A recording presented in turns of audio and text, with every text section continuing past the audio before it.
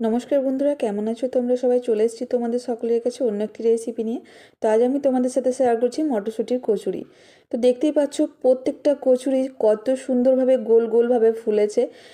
বিশ্বাস করবেন না বন্ধুরা, আমি যতগুলো বানিয়েছি এমন একটা কোনো কচুরি নেই যেটা পুরো গোল হয়ে ফোলেনি।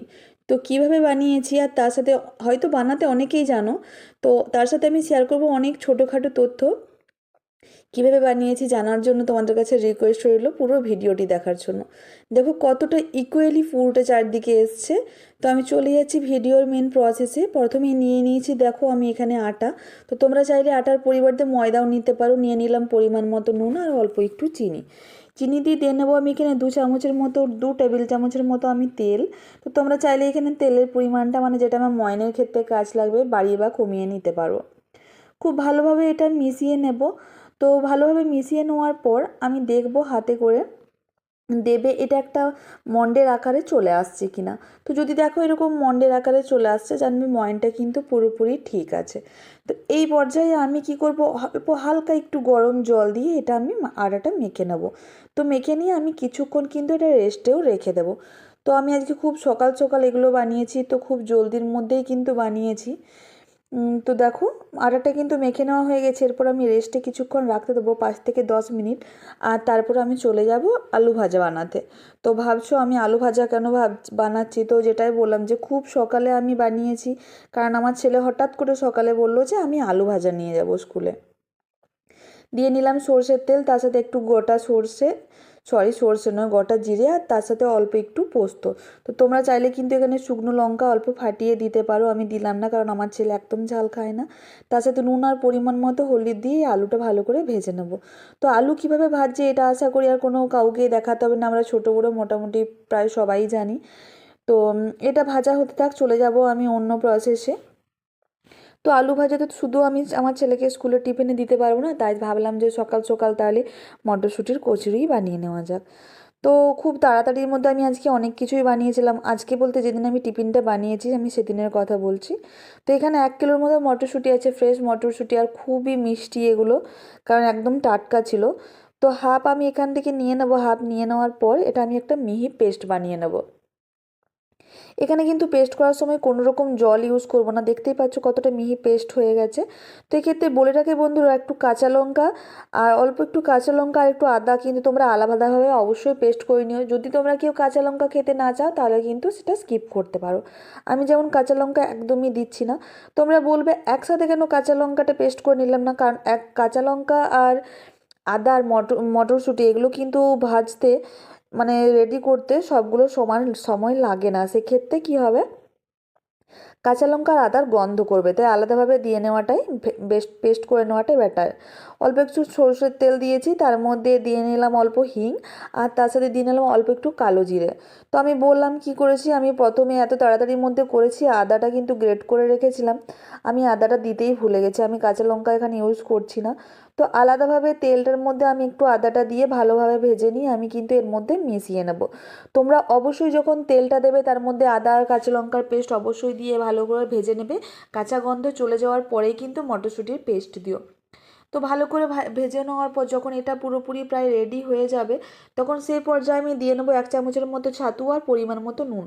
তো তোমরা ভাবছো আমি নুনটা এখানে কেন দিলাম, দেরিতে কেন দিলাম, এখন আগেও তো দিতে পারতাম। আসলে ভাজার পর অনেকটা কমে যাবে, তো ওই কারণের জন্য পরিমাণটা ঠিক হওয়ার জন্য পরবর্তীকালে দিলাম। দেখো একটা মন্ডের আকারে চলে এসছে, মানে আমার পুর রেডি। এদিকে কিন্তু আমার আলু ভাজাও রেডি হয়ে গেছে। ছাতুটা কেন দিলাম, তোমরা ছাতুর পরিবর্তে বেসন ইউজ করতে পারো।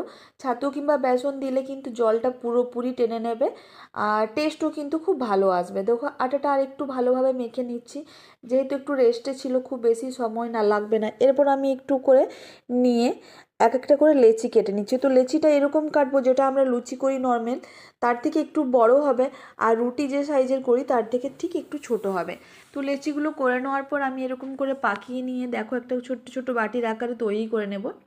তো যখন এই বাটির আকারটা তৈরি করব, নিচের দিকে খুব বেশি প্রেস না দিয়ে সাইডের দিকে একটু করে প্রেস দেবে। তাতে কি হবে, নিচটা যদি একটু মোটা থাকে তাহলে পুরোটা কিন্তু কোনোভাবেই বেরিয়ে যাবে না, খুব সুন্দরভাবে যখন ভাজবে তখনও বেরোবে না, বা বেলার সময়তেও কিন্তু বেরিয়ে যাবে না।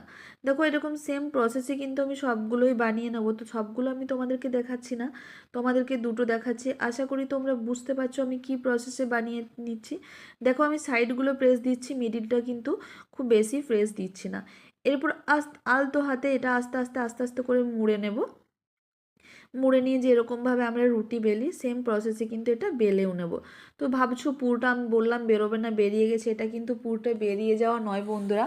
আমি যখন পুরটা হাতে করে দিয়েছিলাম সেটা কিন্তু উপর থেকে লেচির মধ্যেও লেগে গিয়েছিলো, তো সেটাই ছিল। তো অল্প হালকা একটু তেল দিয়ে কিন্তু এটা বেলে নেব আমি। দেখো বেলার সময়তেও কিন্তু কোনোভাবে দু সাইডের কোনো সাইড থেকে অল্পও কিন্তু পুর বেরিয়ে আসবে না।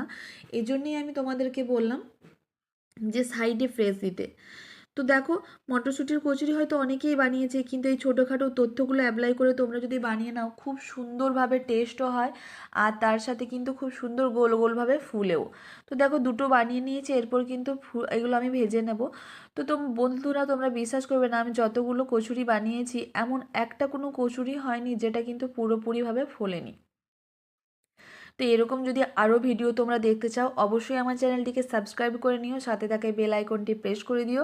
আর তার সাথে সাথে কিন্তু তোমাদের মিষ্টি মিষ্টি কমেন্ট আর লাইক শেয়ার করতে ভুলো না। তো দেখো কত সুন্দরভাবে গোল গোল হয়ে ফুলে যাচ্ছে। তো এরকমভাবে আমি কিন্তু সবগুলোই ভেজে নেব, তোমাদেরকে দেখাচ্ছি। কিছুগুলো দেখিয়ে দিচ্ছি যে কতটা সুন্দরভাবে গোল হয়ে ফুলেছে। এটা আমার ছেলের টিফিনেও আমি ইউজ করব, আর আমরা খাবারেও ইউজ করব। এই যে মটরশুঁটির কচুরিটা বানিয়েছি তার সাথে আমি বানিয়েছি আজকে একটা আলুর তরকারি, যেটা খুব ইজিলি আমরা বানিয়ে নিতে পারি। আর কিচ্ছু সেরকম দেওয়া নেই, জাস্ট অল্প একটু গোটা জিরে দিয়ে বানিয়েছি। আর এই আলুর তরকারিটা দারুণ টেস্ট হয়, হয়তো অনেকে জানো, তবে যারা জানো না তাদের হেল্প হবে, আর যারা জানো তারাও একটু দেখে নিও।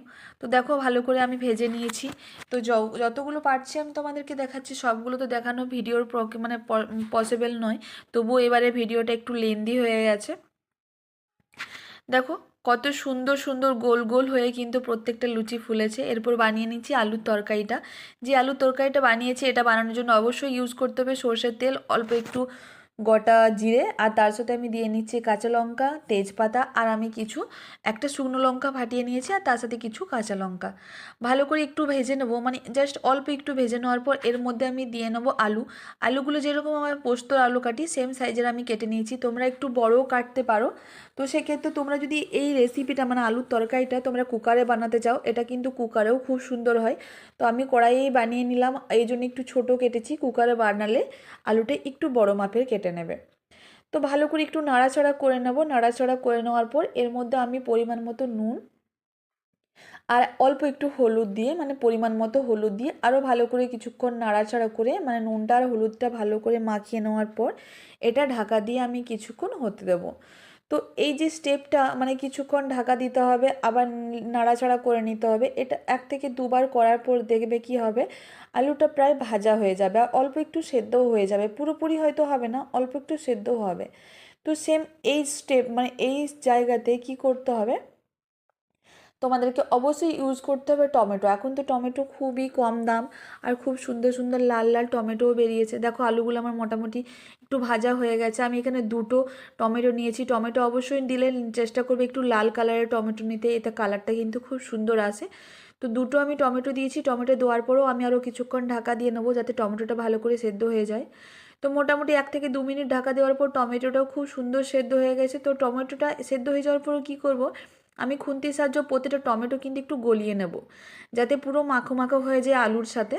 তো তোমরা যদি বললাম কুকারে বানাও সেম প্রসেসেই বানাবে। তো তারপরে কি করব, জল দিয়ে নেব। জল দিয়ে এটা আমি ঢাকা দিয়ে আরও কিছুক্ষণ, মানে জল দিয়ে একটু নাড়াচাড়া করে ভালো করে মিশিয়ে নিয়ে ঢাকা দিয়ে আমি কিছুক্ষণ সেদ্ধ হতে দেবো।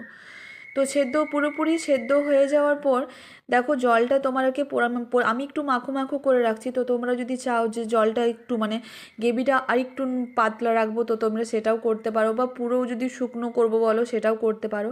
তো এখানে কিন্তু যে আমি থিকনেসটা যেরকম রেখেছি তোমরা যদি এরকম থিকনেসটা রাখো সেটা কিন্তু খুব সুন্দর লাগে। তো ইউজ করলাম অল্প একটু চিনি, অবশ্যই একটু অল্প চিনি ইউজ করো। এই যে আলুর তরকারিটা এটা কিন্তু রুটি লুচি বা যে কোনো কচুরির সাথে তোমরা করে খেতে পারো, খুবই সুন্দর টেস্ট হয়। আর খুব দুর্দান্ত রকমের টেস্ট। আর দেখতেই পেলে সেরকম কিচ্ছু ইউজ করিনি, জাস্ট অল্প একটু গোটা জিরে, ব্যাস এইটুকুতেই আমার দেখো কিন্তু আলুর তরকারি পুরোপুরি রেডি হয়ে গেছে। এই যে বললাম যে আমি এটা আমার ছেলের টিফিনে দেবো, আর আমার ছেলে কিন্তু আলুর তরকারির সাথে খাবে না, ওই জন্যই ঝাল দিয়ে বানিয়েছি। আর আমি শুধু আমার ছেলেকে এটা দিলাম আলু ভাজার সাথে। তো দেখো আমার কচুরির রেসিপি কিন্তু রেডি। পরবর্তীতে তোমাদের সাথে যে রেসিপিটা শেয়ার করবো সেটা একটা দুর্দান্ত একটা টিফিনের রেসিপি বাচ্চাদের। তো দেখো আজকের মতো ভিডিও এখানেই, দেখা হবে পরের একটি সুন্দর ভিডিওতে। তো এই যে, তো তোমরা দেখে রাখলে তোমরা অবশ্যই বানিয়ে নেবে।